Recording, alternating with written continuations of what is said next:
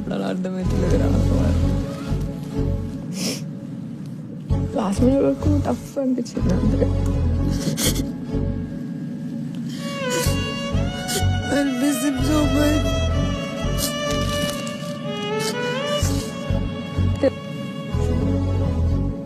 It was a hard goodbye. ఇద్దరు ఏమనుకోవట్లేదు. Something is missing.